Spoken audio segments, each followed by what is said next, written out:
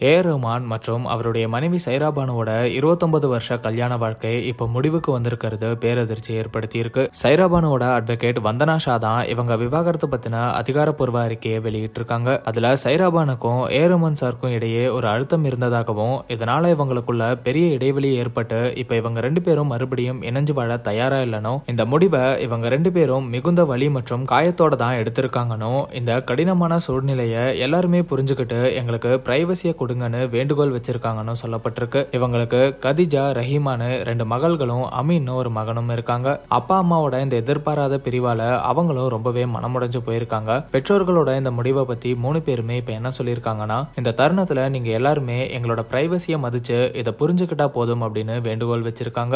இவங்களோட இந்த பிரிவுக்கு காரணம் அழுத்தம்னு சொல்லியிருக்காங்க. 1995ல இவங்களுக்கு கல்யாணம் ஆச்சு. இவ்வளவு வருஷம் ஒன்னா வாழ்ந்துட்டு இப்ப விவாகரத்து பண்றது பலரையுமே சோகத்துல அழுத்தி இருக்கு. பலருமே இவங்க 2 பேரோட இந்த முடிவை மதிச்சு அவங்களுக்கு ஆறுதலையும் சொல்லிட்டு வராங்க. அவங்க பசங்களுக்கும் இந்த தருணத்துல பலருமே ஆறுதல் சொல்லிட்டு வராங்க.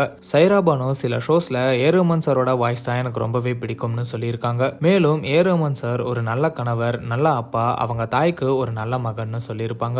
ரஹ்மான் சாரும் சாய்ரா ரொம்ப சப்போர்ட்டிங்கா இருப்பாங்க, நல்ல வைஃப் அவங்க அப்படின்னு சொல்லியிருப்பாரு. இப்படி நல்ல அண்டர்ஸ்டாண்டிங்கா இருந்த கப்பல் பிரிஞ்சது அவங்க ஃபேன்ஸுக்கு ஒரு வித வருத்தத்தை ஏற்படுத்தி இருக்கு. ரஹ்மான் சார் கடைசியா தனுஷோட ராயன் படத்துல ஒர்க் பண்ணாரு.